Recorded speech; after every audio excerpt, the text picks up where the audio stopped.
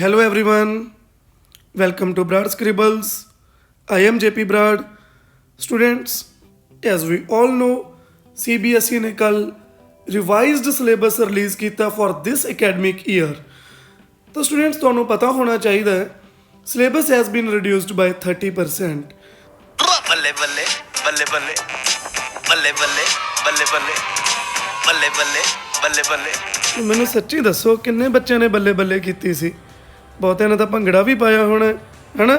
ਚਲੋ ਅੱਗੇ ਕਰਦੇ ਹਾਂ। So in this video I will explain you ਕਿ ਕਿਹੜੇ ਟੌਪਿਕਸ ਆਪਾਂ ਕਰਨੇ ਆ ਤੇ ਕਿਹੜੇ ਟੌਪਿਕਸ ਆਪਾਂ ਨਹੀਂ ਕਰਨੇ of each and every chapter of science and mathematics. Let's start. The unit 1 is chemical substances, nature and behavior, that is chemistry. तो students 5 chapters chemistry ਦੇ ਆਪਾਂ ਕਰਨੇ ਆ ਜਿਸ ਚੋਂ chapter number 1 is chemical reactions and equations. Students ਇਹ chapter ਦੇ ਵਿੱਚ ਤੁਸੀਂ ਪੜੋਗੇ balancing and types of chemical reactions and remember nothing is reduced from this chapter. ਤਾਂ ਇਹ ਤੁਸੀਂ complete ਕਰਨਾ students, ਕੁਝ ਵੀ ਇਹ chapter ਚੋਂ ਤੁਸੀਂ ਨਹੀਂ ਛੱਡਣਾ। Now, the second chapter according to your NCERT is acids, bases and salts. ਇਹ ਚੈਪਟਰ ਦੇ ਵਿੱਚ ਸਟੂਡੈਂਟਸ ਆਪਾਂ ਐਸਿਡਸ ਬਾਰੇ ਪੜਾਂਗੇ, ਉਸ ਦੀਆਂ properties, then bases and then various types of salts. ਠੀਕ ਹੈ ਜੀ। ਐਂਡ ਰਿਮੈਂਬਰ ਇਸ ਚੈਪਟਰ ਦੇ ਵਿੱਚੋਂ ਵੀ ਕੁਝ ਵੀ ਰਿਡਿਊਸ ਨਹੀਂ ਕੀਤਾ ਗਿਆ। ਇਹ ਚੈਪਟਰ ਵੀ ਤੁਸੀਂ ਪੂਰਾ ਕੰਪਲੀਟ ਕਰਨਾ ਸਟੂਡੈਂਟਸ, ਕੁਝ ਵੀ ਨਹੀਂ ਛੱਡਣਾ ਹੈ ਚੈਪਟਰ ਚੋਂ। ਸੋ 2 ਚੈਪਟਰ ਕੈਮਿਸਟਰੀ ਦੇ ਫਸਟ ਐਂਡ ਸੈਕਿੰਡ ਕੰਪਲੀਟ ਕਰਨੇ ਆ students. Now move to the third chapter of your NCERT, that is metals and non-metals. Students ਇਹ ਚੈਪਟਰ ਦੇ ਵਿੱਚ ਆਪਾਂ ਮੈਟਲਸ ਦੀਆਂ ਪ੍ਰੋਪਰਟੀਜ਼ ਪੜ੍ਹਦੇ ਹਾਂ, ਫਿਜ਼ੀਕਲ ਐਂਡ ਕੈਮੀਕਲ ਪ੍ਰੋਪਰਟੀਜ਼, ਫਿਰ ਨੌਨ ਮੈਟਲ ਦੀਆਂ physical and chemical properties. After that ਇੱਥੇ ਟੌਪਿਕ ਸੀਗਾ extraction of metals from their ores, ਮਤਲਬ ਮੈਟਲਰਜੀਕਲ ਪ੍ਰੋਸੈਸਿਸ। ਸਟੂਡੈਂਟਸ ਯਾਦ ਰੱਖੋ ਜੀ ਇਹ ਟੌਪਿਕ ਰਿਡਿਊਸ ਹੋ ਚੁੱਕਿਆ ਹੈ। Basic metallurgical processes, corrosion and its prevention, ਇਹ ਵੀ ਐਲੀਮੀਨੇਟ ਹੋ ਚੁੱਕਿਆ ਹੈ। ਤਾਂ ਬਹੁਤ ਸਾਰੀਆਂ ਰਿਐਕਸ਼ਨਸ ਹੁਣ ਤੁਹਾਨੂੰ ਕਰਨ ਦੀ ਜ਼ਰੂਰਤ ਨਹੀਂ ਹੈ। ਤੇ ਕੁਝ topics like electrolytic reduction and refining ਉਹ ਵੀ ਨਹੀਂ ਕਰਨੇ।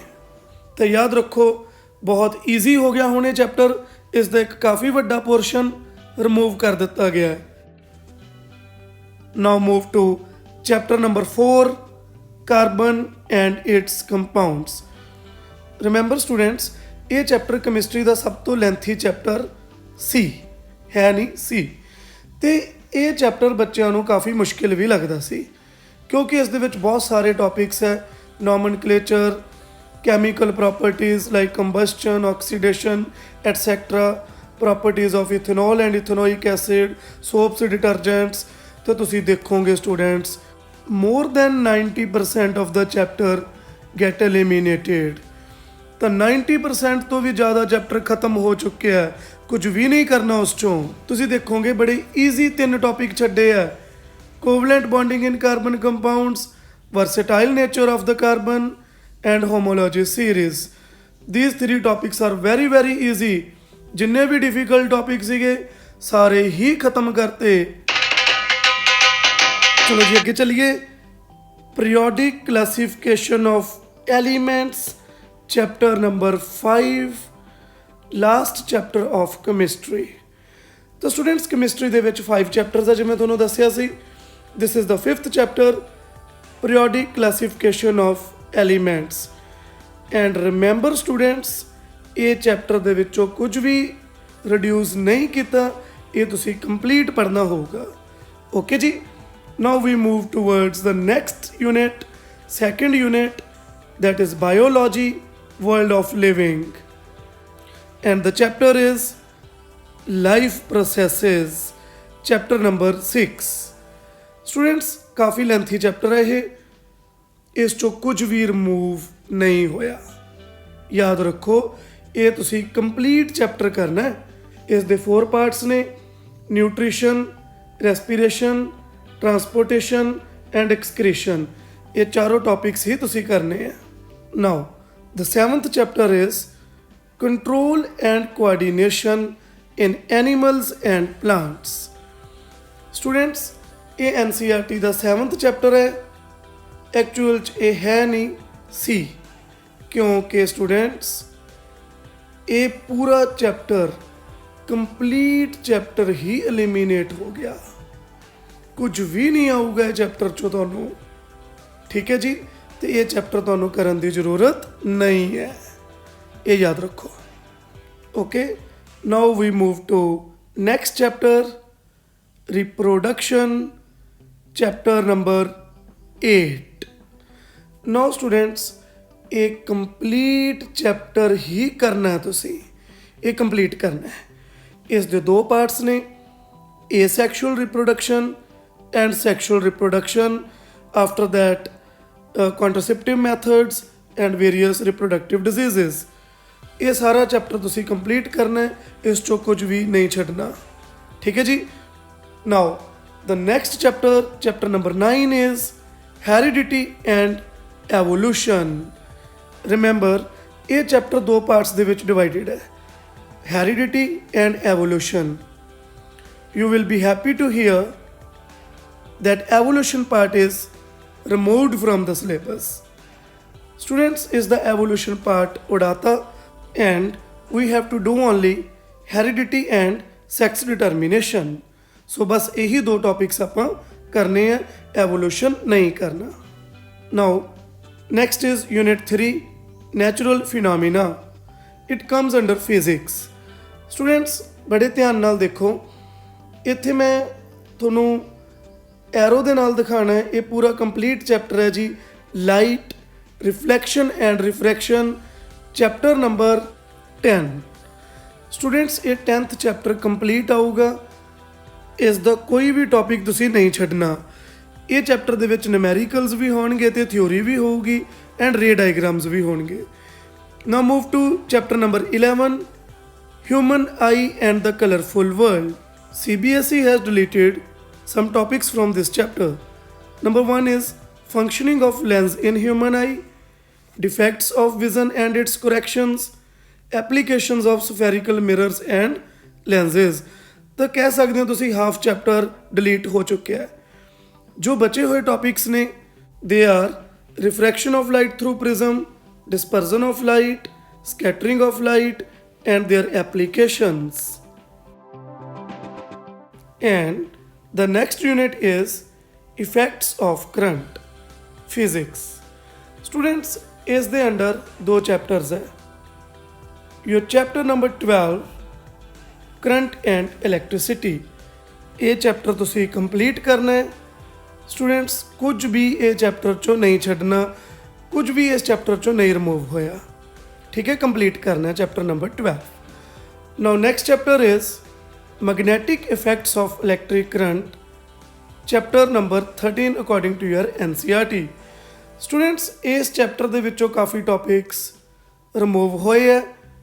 ਉਹ ਹੈਗੇ ਆ ਜੀ electric generator, DC direct current, AC alternating current, frequency of AC, advantages of AC over DC and domestic electric circuit। means ਕਾਫੀ topics ਇਸ ਚੋਂ remove ਹੋਏ ਹੈ। ठीक है जी। Now 5th unit, natural resources. बहुत ध्यान नाल सुनो जी, इस दे विच हैगा जी chapter number 14, sources of energy. ये जो सोर्सेज ऑफ एनर्जी चैप्टर है स्टूडेंट्स, बहुत ध्यान नाल सुनो, मज़ा आऊगा सुन के, हो सकता है बल्ले बल्ले हो जाए।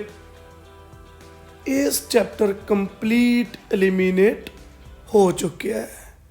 ਜਿਹੜੇ ਬੱਚਿਆਂ ਨੇ ਪੜ੍ਹ ਲਿਆ ਉਹ ਥੋੜਾ ਜਿਹਾ ਦੁਖੀ ਹੋਣਗੇ, ਬਟ ਮੇਰੇ ਖਿਆਲ ਨਾਲ ਉਹਨਾਂ ਨੂੰ ਦੁਖੀ ਨਹੀਂ ਹੋਣਾ ਚਾਹੀਦਾ ਸਟੂਡੈਂਟਸ, ਕਿਉਂਕਿ education is the training of mind. Learning ਨਾਲ ਆਪਣੀ ਜਿਹੜਾ ਮੈਂਟਲ ਲੈਵਲ ਹੈ ਉਹਦੇ 'ਚ ਇਨਹਾਂਸਮੈਂਟ ਹੁੰਦੀ ਹੈ, ਇੰਪਰੂਵਮੈਂਟ ਹੁੰਦੀ ਹੈ। ਅਗਰ ਆਪਾਂ ਕੋਈ ਟੌਪਿਕ ਸਕਿਪ ਕਰ ਦਾਂਗੇ ਤਾਂ ਆਪਾਂ ਸਮਝ ਲਓ ਵੀ ਉਹ ਨੌਲੇਜ ਆਪਾਂ ਨੂੰ ਮਿਲ ਨਹੀਂ ਪਾਊਗੀ। ਠੀਕ ਹੈ, ਤਾਂ ਮੇਰੇ ਖਿਆਲ ਨਾਲ ਸਟੂਡੈਂਟਸ ਤੁਹਾਨੂੰ ਕਟਵਾਏ ਹੋਏ ਟੌਪਿਕਸ ਵੀ ਇੱਕ ਵਾਰ ਕਰ ਲੈਣੇ ਚਾਹੀਦੇ ਆ, ਚਾਹੇ ਐਗਜ਼ਾਮ ਲਈ ਨਾ ਕਰੋ, ਜਸਟ ਫॉर ਨੌਲੇਜ ਉਹਨਾਂ ਨੂੰ ਇੱਕ ਵਾਰ ਪੱਕਾ ਕਰਿਓ। ਠੀਕ ਹੈ ਜੀ। Next chapter is chapter 15th our environment. Students, ਇਹ ਜਿਹੜਾ ਚੈਪਟਰ ਹੈ ਆਵਰ এনवायरमेंट, ਇਹ ਤੁਸੀਂ ਕੰਪਲੀਟ ਕਰਨਾ ਹੈ। ਇਹ ਕੰਪਲੀਟ ਆਊਗਾ, ਇਸ ਚੈਪਟਰ 'ਚੋਂ ਕੋਈ ਵੀ ਟੌਪਿਕ ਨਹੀਂ ਛੱਡਣਾ। ਠੀਕ ਹੈ ਜੀ। ਨਾਓ your chapter number 16th and last chapter of science is management of natural resources। students, ਇਹ ਚੈਪਟਰ ਨਾ CBSE ਨੇ ਕਿਹਾ ਕਰਨਾ ਵੀ ਹੈ, ਲੇਕਿਨ ਬੋਰਡ ਐਗਜ਼ਾਮ 'ਚ ਨਹੀਂ ਆਊਗਾ। ਬੋਰਡ ਐਗਜ਼ਾਮ 'ਚ ਨਹੀਂ ਆਊਗਾ ਸਟੂਡੈਂਟਸ, ਇਹ ਗੱਲ ਯਾਦ ਰੱਖੋ। ਚੈਪਟਰ 16 ਬੋਰਡ ਐਗਜ਼ਾਮ ਦੇ ਵਿੱਚ ਨਹੀਂ ਆਊਗਾ, ਲੇਕਿਨ ਸਕੂਲਸ ਦੇ ਵਿੱਚ ਇਹ ਕਰਵਾਉਣਗੇ। ਇਸ 'ਚੋਂ ਪੀਰੀਓਡਿਕ ਅਸੈਸਮੈਂਟ ਦੇ ਲਈ, ਪੋਰਟਫੋਲੀਓ ਦੇ ਲਈ ਤੁਹਾਡੇ ਤੋਂ ਕੁਐਸਚਨਿੰਗ ਹੋ ਸਕਦੀ ਹੈ। ਠੀਕ ਹੈ, ਤੇ ਇੰਟਰਨਲ ਅਸੈਸਮੈਂਟ ਦੇ ਵਿੱਚ ਇਸ ਦੇ ਮਾਰਕਸ ਲੱਗ ਸਕਦੇ ਆ, ਲੇਕਿਨ ਬੋਰਡ ਲਈ ਇਹ ਚੈਪਟਰ ਨਹੀਂ ਕਰਨਾ। ਨਾਓ ਫਾਈਨਲ ਮਾਰਕਿੰਗ ਸਕੀਮ ਦੇਖੋ ਸਟੂਡੈਂਟਸ, ਜੋ ਪੂਰੀ ਕੈਮਿਸਟਰੀ ਹੈ ਉਸ 26 ਮਾਰਕਸ ਦੀ ਆਊਗੀ, world of living 23 marks, natural phenomenas 12 marks, effects of current 14 marks, natural resources 5 marks. ਤਾਂ ਟੋਟਲ ਹੋ ਗਏ ਜੀ 80, internal assessment 20 and grand total is 100।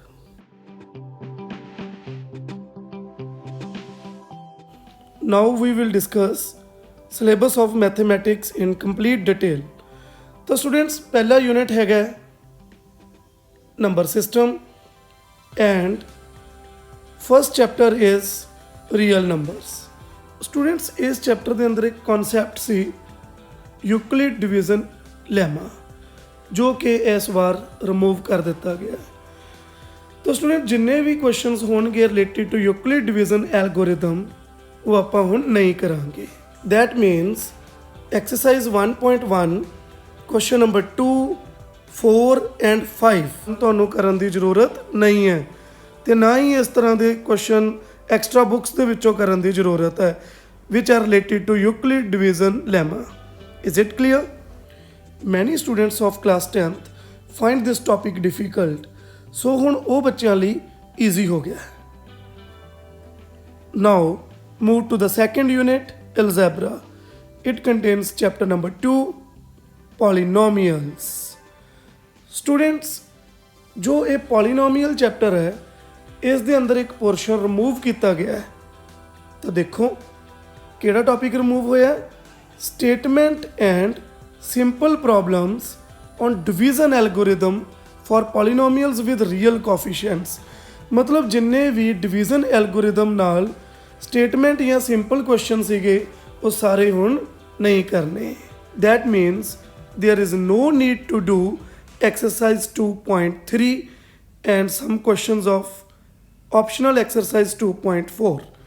सो तुहानू डिवीजन एल्गोरिदम नाल रिलेटेड क्वेश्चंस नहीं करने। Is it clear? Now move to chapter number 3, pair of linear equations in 2 variables. तो students, इस चैप्टर ਦੇ ਵਿੱਚੋਂ CBSE ਨੇ क्रॉस मल्टीप्लिकेशन मैथड उड़ाता। सो ਤੁਹਾਨੂੰ ਐਕਸਰਸਾਈਜ਼ 3.5 ਦੇ ਪਹਿਲੇ 3 ਕੁਐਸਚਨ ਕਰਨ ਦੀ ਜ਼ਰੂਰਤ ਨਹੀਂ ਹੈ, ਬਟ ਸਟੇਟਮੈਂਟ ਕੁਐਸਚਨਸ ਤੁਸੀਂ ਕਰਨੇ ਆ। ਠੀਕ ਹੈ ਜੀ। ਤਾਂ क्रॉस मल्टीप्लिकेशन मैथड नहीं करना। ओके।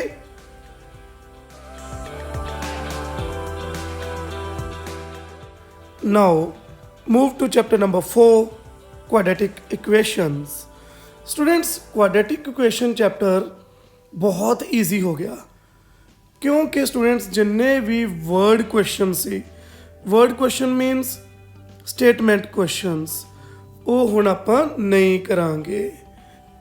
एक गल याद रखो students, these type of questions are present in all exercises of this chapter।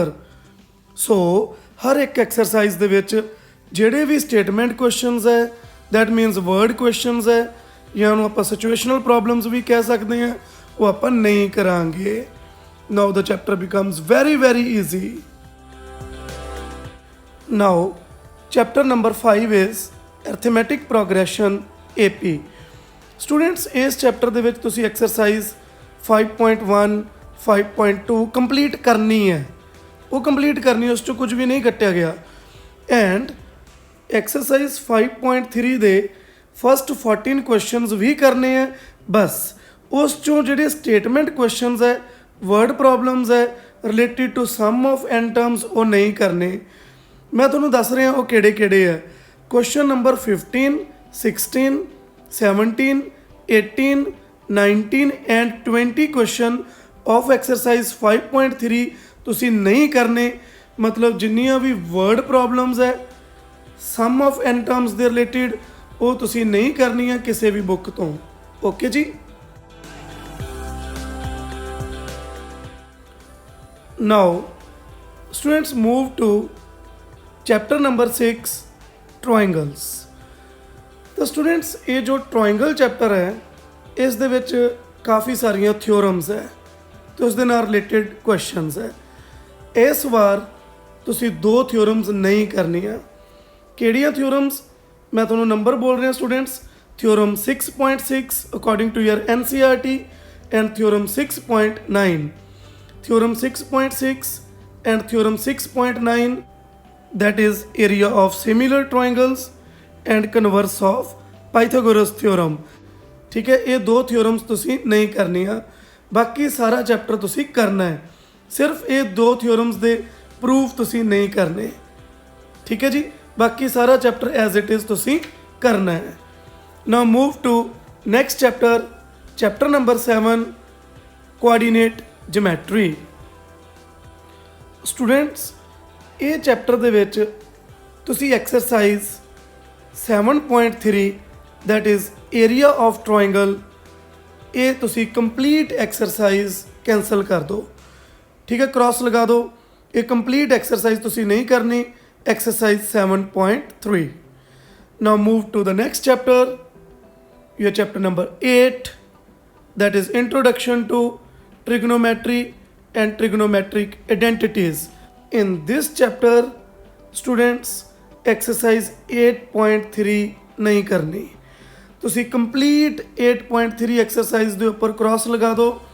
It is related to trigonometric ratios of complementary angles.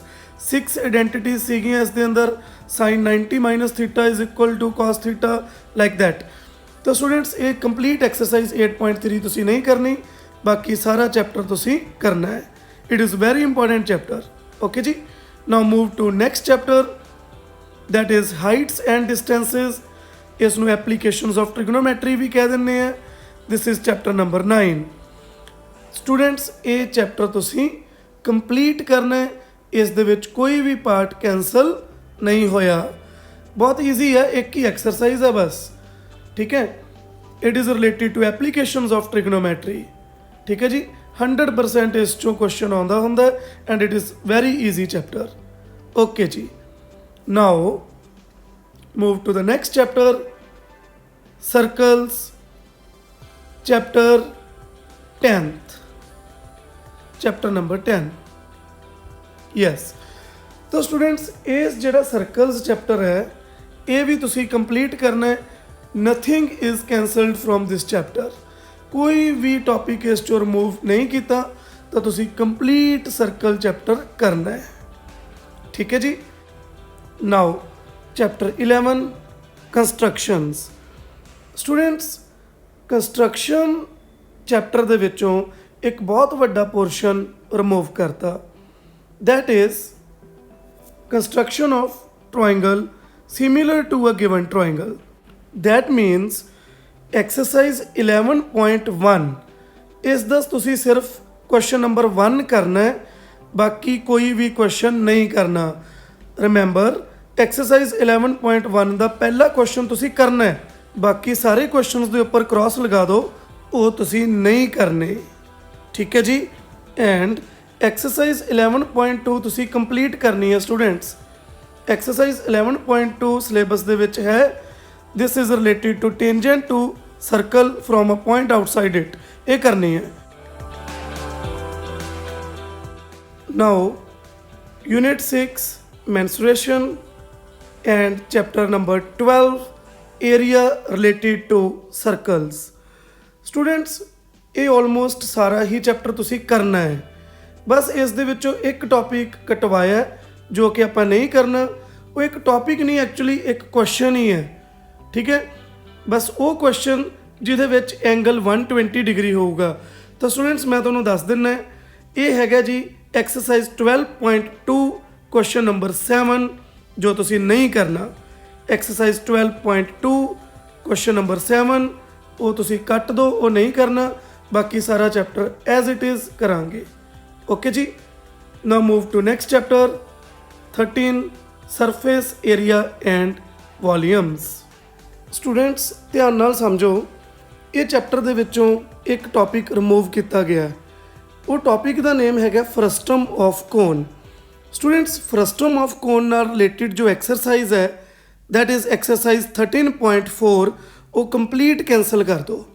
So exercise 13.4 ਨਹੀਂ ਆਊਗੀ, question related to frustum of cone ਨਹੀਂ ਆਊਗਾ। Is it clear? Now move to unit 7, statistics and probability, and next chapter is chapter 14th, statistics. Students, ਇਸ chapter ਦੇ ਵਿੱਚ exercise 14.4 that is related to cumulative frequency graphs. Students, ਇਹ complete exercise cancel ਕਰ ਦਿਓ, ਠੀਕ ਹੈ, cross ਲਗਾ ਦਿਓ। exercise 14.4 ਨਹੀਂ ਆਊਗੀ, ਠੀਕ ਹੈ ਜੀ। ਐਂਡ ਵਨ ਥਿੰਗ ਮੋਰ, ਇੱਕ ਹੋਰ ਟੌਪਿਕ ਹੈ ਜੋ ਨਹੀਂ ਆਊਗਾ। ਸਟੂਡੈਂਟਸ, ਜਦੋਂ ਆਪਾਂ ਮੀਨ ਕੈਲਕੂਲੇਟ ਕਰਦੇ ਹਾਂ ਉਹਦੇ 3 ਮੈਥਡ ਹੁੰਦੇ ਆ, simple mean method, assumed mean method and step deviation method. ਤੇ ਇਸ ਵਾਰ ਇਹਨਾਂ ਨੇ ਕਿਹਾ ਹੈ ਵੀ ਸਟੈਪ ਡੈਵੀਏਸ਼ਨ ਮੈਥਡ ਤੁਸੀਂ ਨਹੀਂ ਕਰਨਾ, ਠੀਕ ਹੈ। ਤਾਂ ਮੀਨ ਦੇ 2 ਹੀ ਮੈਥਡ ਕਰਨੇ ਆ, simple mean method and assumed mean method. Step deviation method ਤੁਸੀਂ ਨਹੀਂ ਕਰਨਾ, ਇਸ ਦੇ ਉੱਪਰ ਕ੍ਰਾਸ ਲਗਾ ਦਿਓ। ਓਕੇ ਜੀ। ਤਾਂ 2 ਟੌਪਿਕਸ ਇਸ ਚੋਂ ਕੈਂਸਲਡ ਹੈਗੇ ਆ, that is exercise 4.4 and step deviation method to find the mean, ਠੀਕ ਹੈ ਜੀ। Now the next chapter is probability, chapter number 15 and this is the last chapter. Remember, ਇਸ ਚੋਂ ਕੁਝ ਵੀ ਡਿਲੀਟ ਨਹੀਂ ਹੋਇਆ students.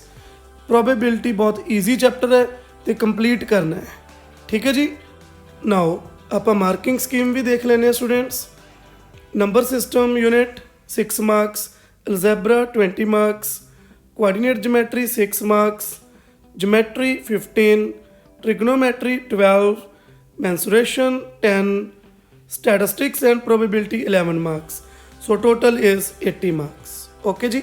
So this is all about your new syllabus of science and mathematics.